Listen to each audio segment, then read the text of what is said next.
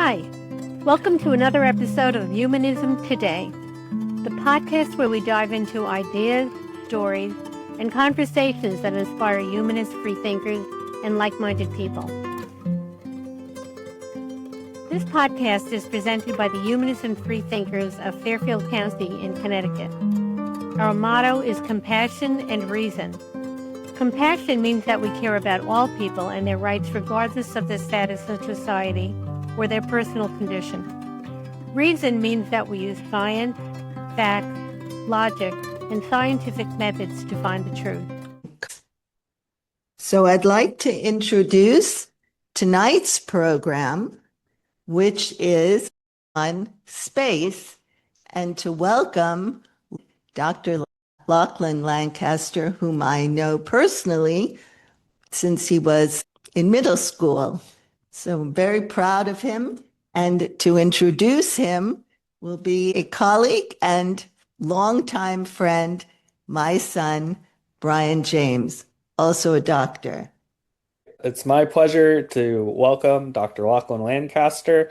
He is currently a Flatiron Research Fellow in the Center for Computational Astrophysics at the Flatiron Institute, which is sort of the internal research arm of the Simons Foundation, where he's been investigating the complex gas dynamics and observable properties of star-forming regions, which I'm sure he'll explain all that jargon to us today and more. Lachlan has previously been at Columbia University as a junior fellow in the Simons Society of Fellows, and before that completed his PhD in astrophysics from Princeton in 2022.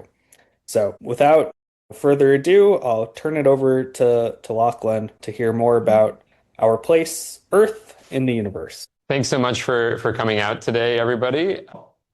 Anita asked me to talk about recent stuff in regards to popular science fiction and the Artemis program. I thought I would give a little bit of a different perspective on that by trying to give you guys an idea of our place in the universe, like where we are, where we come from, and how special it is. In particular, I hope that you are convinced by the end of this that the idea, and I'm not saying that this is necessarily promoted in the recent science fiction or literature, but I think it is kind of out there, this idea that we can leave Earth, and if there's problems on Earth, we'll just go somewhere else and it'll be okay. And I would like to disillusion you of that perception if you thought that was the case. What makes life on Earth possible? I would say that as far as we understand life, there are two basic things that make life for us here possible. One, we have liquid water, and two, we have a magnetic field around the Earth. So liquid water, who here has seen Project Hail Mary? Everybody. Okay, cool. I'm relating to science fiction. Thank you. So one of the main points at the beginning of that movie is Ryan Gosling's character is this scientist who was cast out of the academy basically for proposing the idea that life didn't need water in order to exist. Okay, that is totally true. I mean, we don't know that life needs water in order to exist, but all of the life that we know of is on this planet and all of it needs water. So it's reasonable to assume that this is pretty good. We need some kind of water in order to have life. And we quantify this in astronomy in terms of this thing called the habitable zone, which is how far away your planet is from your star where it could possibly have liquid water on its surface. The habitable zone in our planetary system basically is Earth, and Venus and Mars are both on the outer edges of it. Mars very maybe reasonably could have liquid water if it had an atmosphere. We'll get back to that. Venus, and there isn't really a hard and fast way to denote this region because there's lots of intricacies to how you do this calculation, how much light is absorbed in the atmosphere, how is that re-radiated back into space. Basically, you want to get an idea of what the temperature on the planet is, and if it's within a reasonable range, it could have liquid water. For example, we don't have liquid water on Venus, even though it might have been there in the past, because Venus has had a runaway greenhouse effect. The surface of Venus is hot enough to melt lead.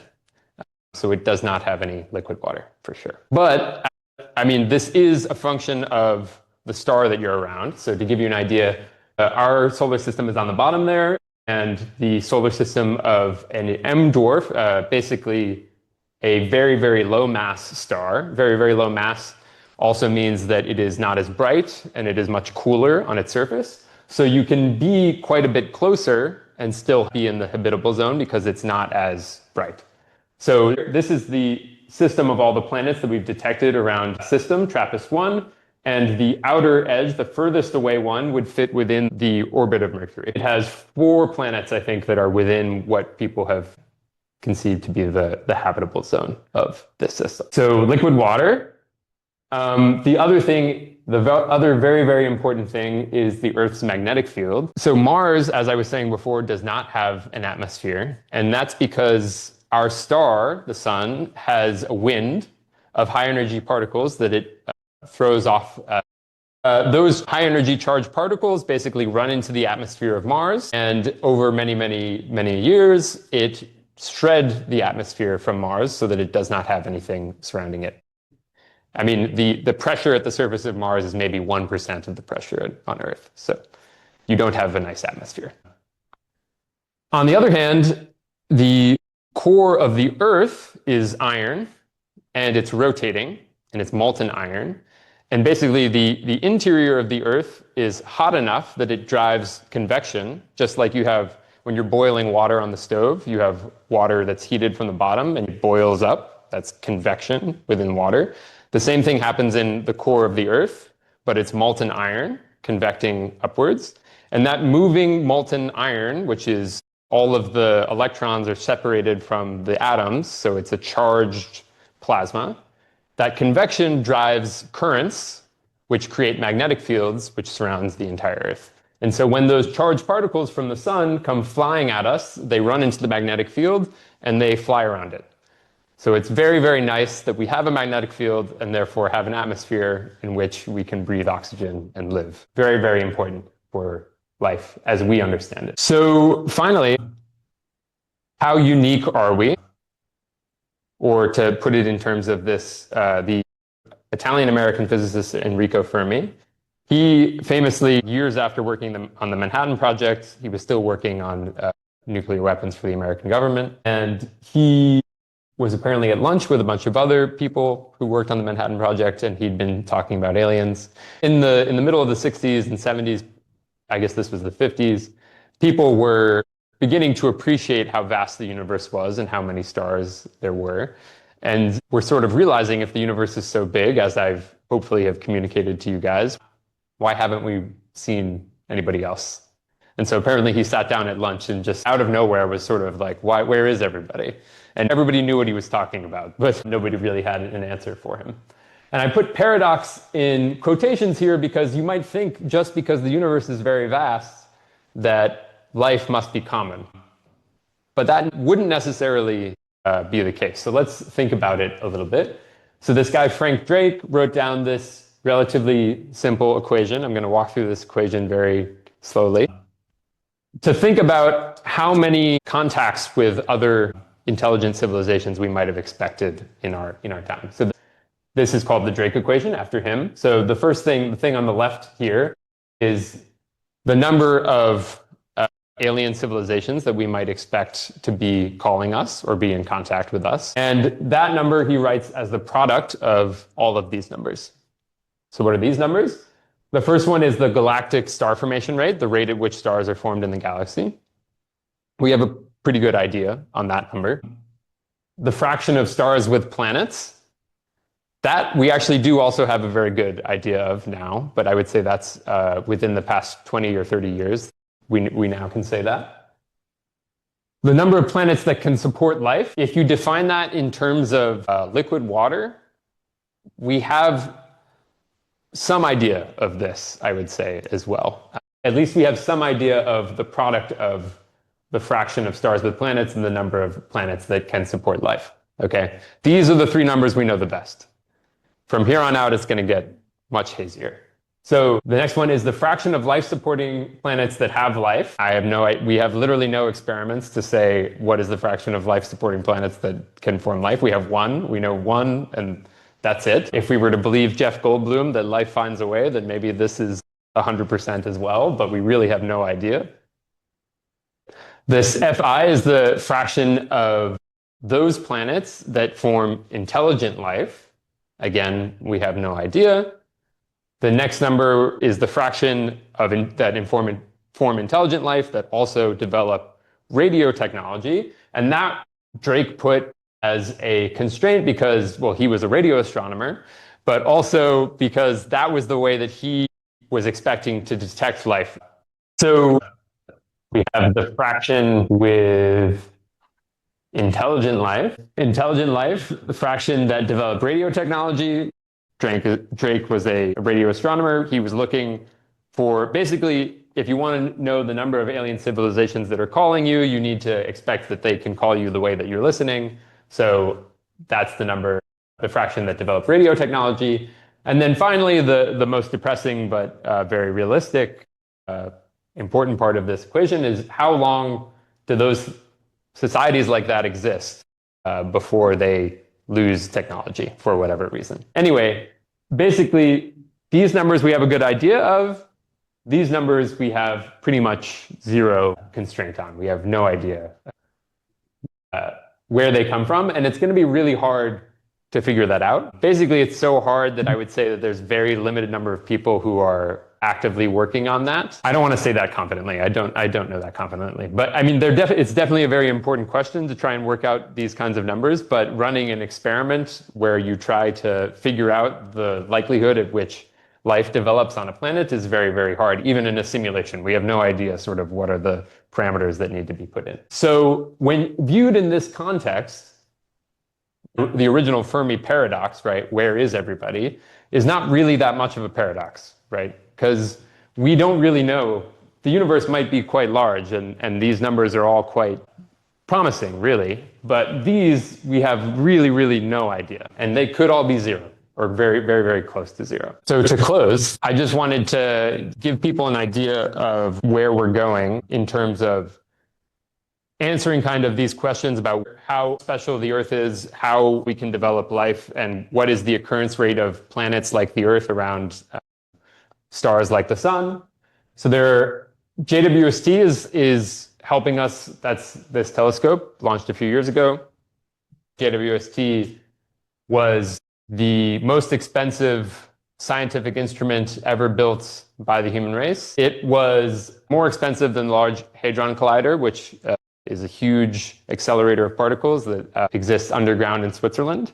It cost about $10 billion over about 20 years. So that's, 10% of 1% of the annual military budget of the United States, just to give you something for no reason, something for comparison. That has basically completely opened up our early universe. We are now able to see very much into the early universe, the formation of those first galaxies, like I was showing you before.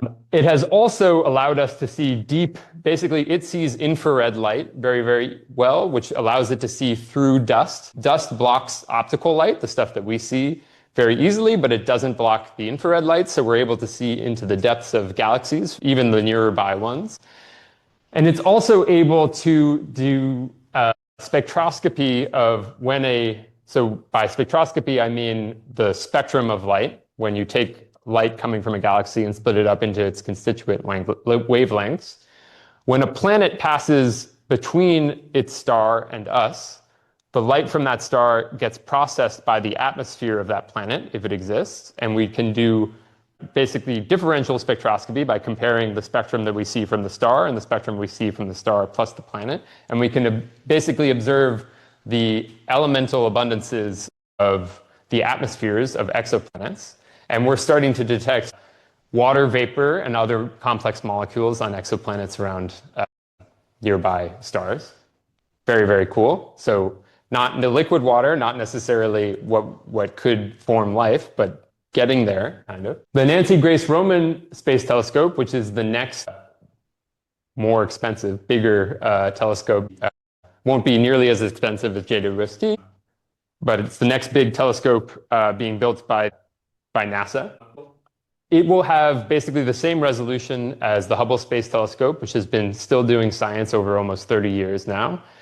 But it will have a field of view that's almost 100 times bigger, so it can basically do what Hubble could do in 100 nights in one night. So it will allow us to image galaxies, to do huge surveys of galaxies, again, into the very early universe, stuff that JWST is helping to do, but on a much quicker scale. It can also very precisely track the positions of stars, and that will allow us to track them not only, so the other way that I was just talking about discussing detecting planets is when they block out the light from their star. That's called the transit method. There's another method, the radial velocity method. That's what this experiment is going to do, which is basically we can detect how fast a star is moving relative to us.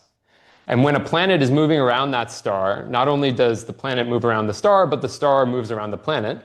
The star is much more massive, so it doesn't move as much. But if you can very, very precisely track the radial velocity of that star, then you can also see the motion relative to us induced by the planet around the star, even if that planet isn't going to pass in front of us. And that way we can detect many, many more planets. We've already done that, but this I'll come back to in a second. But there's a third method, which is if you could see the star move around on the surface of the sky, again from the same motion, then you could detect even more planets. It opens up a whole another dimension of detecting the motion of stars. And in order to do that, you need to very, very precisely track the position of the star on the sky. And Roman will be able to do that. So it will basically be able to track the tiny motion of a star on the sky induced by a planet orbiting it. So that will basically, it will be able to precisely measure within a few micro arc seconds. So to give you an idea, and again, orders of magnitude. So a degree is like this, 1/360th of a full rotation. 1/60th of that is an arc minute, 1/60th of that is an arc second, right? 1/millionth of that is a micro arc second. So this we will be able to track the positions of stars in the sky on the 10 micro arc second level, which will allow you to track that motion.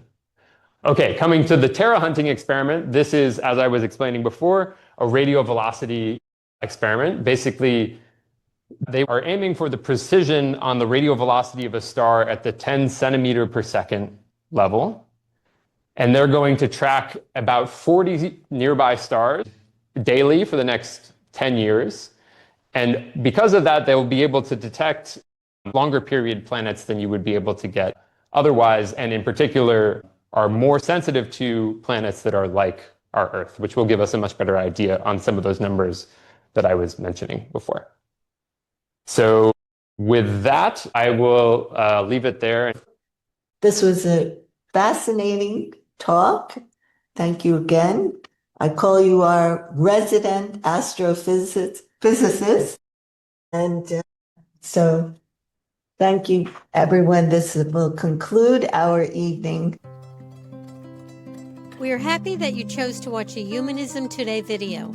If you want to learn more about humanists and freethinkers of Fairfield County, or HFFC, or become a member, please go to hffcct.org. If you like this video, you might like one of our videos above, or one of the other videos or podcasts at hffcct.org. Be sure to subscribe to our YouTube channel by clicking the subscribe button above. Until next time, keep questioning, keep learning, and keep thinking humanistically.